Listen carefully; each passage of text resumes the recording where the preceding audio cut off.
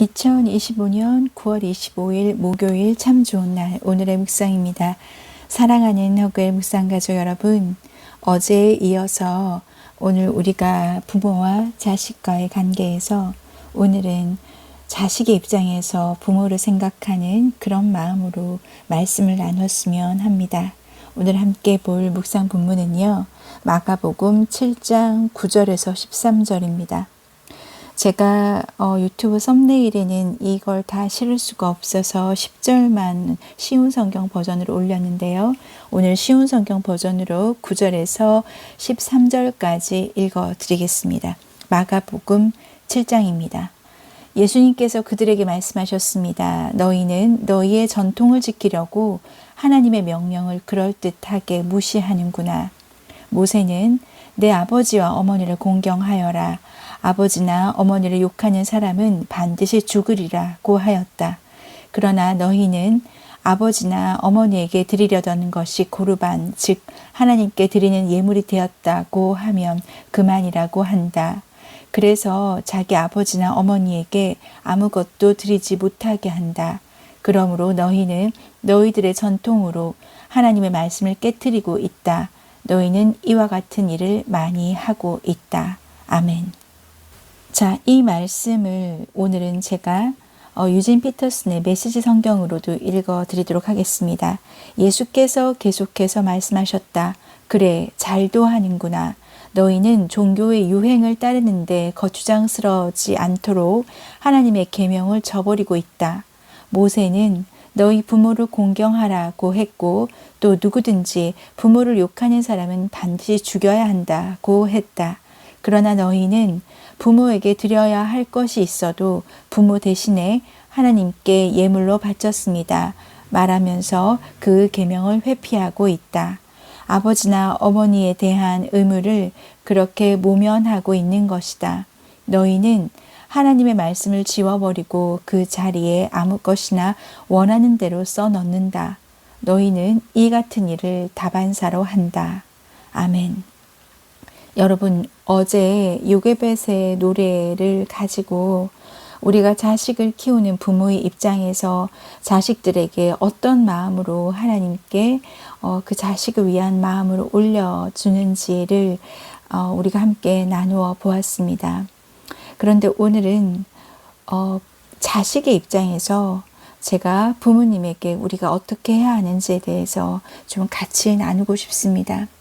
왜냐하면 제가 왜 연이틀 부모와 자식 간의 일을 여러분과 함께 나눠보고자 하냐면요. 저희가 요즘 굉장히 많은 고민을 하고 있거든요. 최근에 저희 어머니께서 7월 달에 시어머니께서 치매로 진단을 받으셨습니다. 그리고 저희 친정 엄마는 90세로 부산에 혼자 살고 계시고요. 제가 정말 부모님을 생각하면 이미 아시는 분들은 아시겠지만 아버지는 저에게 그런 씻을 수 없는 상처를 주었지만 하나님 안에서 용서를 함으로써 이미 돌아가신 분이시고요. 저희 엄마는 살아 계시는데 가까이 있지를 않아서 속상하고 마음 아프게도 못 드신다고 해도 그저 그냥 음식을 해서 보내드리는 것밖에는 할 수 있는 것이 없습니다.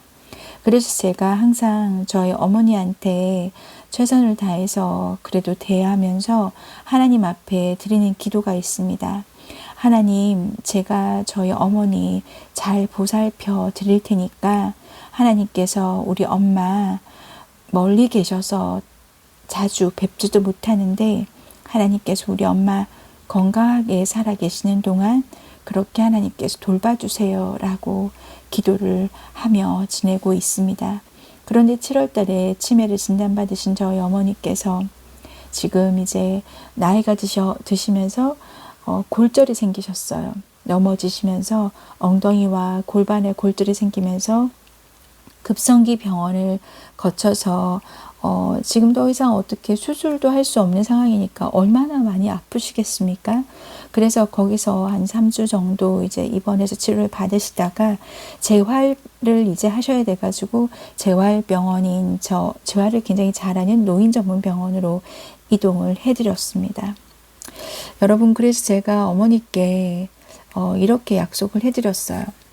제가 요양병원에 있어 봤으니까 얼마나 잘 알겠습니까? 요양병원을 거치고 나면 그 다음에 수수는 요양원이죠. 집으로 모시고 다시 오는 것이 힘들지 않겠습니까? 그런데 제가 요양병원에서 일을 하면서 참 많이 느꼈던 마음이 부모님들이 너무나 자식들을 오래 기다리시더라는 것을 봤어요. 그리고 요양원으로 가는 부모님들의 마음이 어떠한지를 제가 너무나 옆에서 진짜 보게 되었었습니다. 제가 요양병원에 근무했었기 때문이 아니라 제가 처음 노인분들에 대한 특별한 마음을 가지게 됐던 건 저희 23살 때의 저의 기억 때문입니다. 23살이 처음 생을 끝내버리려고 아파트 23층 창문에서 밖을 내다보고 있을 때 아주 높은 상황이라 표정이나 이런 걸 볼 수는 없었지만 그래도 그 길 건너편 놀이터에 앉아 있는 노부부인 것을 알 수가 있었어요. 머리가 희끗하니 딱 멀리서 봐도 노부부인 건 알겠더라고요. 두 분이 다정하게 그냥 앉아 계신 모습이었는데 그걸 보면서 제가 참 많은 생각을 했었습니다.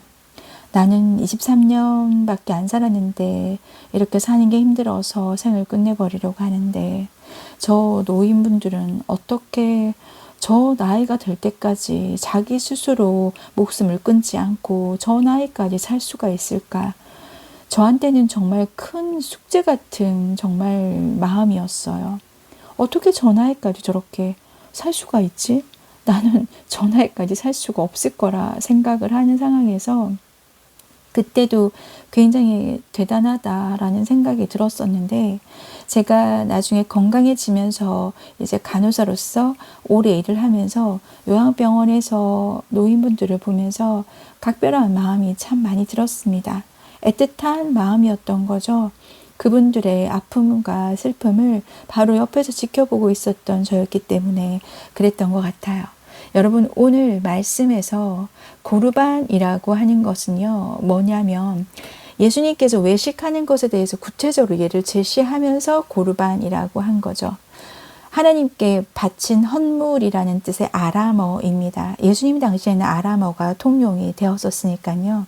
근데 어떤 유대인이 이것이 고르반이다라고 선언을 하면 그것은 하나님께 바치는 것이다 라고 되어 아무도 건드릴 수가 없었습니다.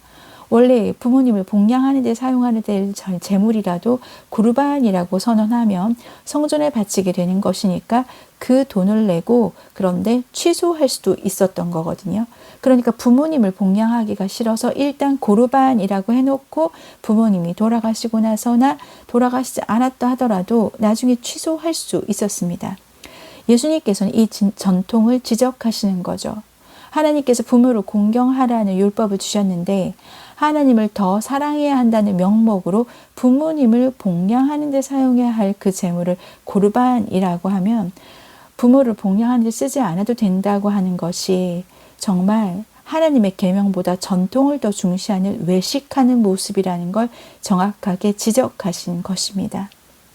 메시지 성경에도 분명히 얘기하고 있잖아요. 그 계명을 회피하고 있다. 자, 여러분, 우리는 어떠십니까?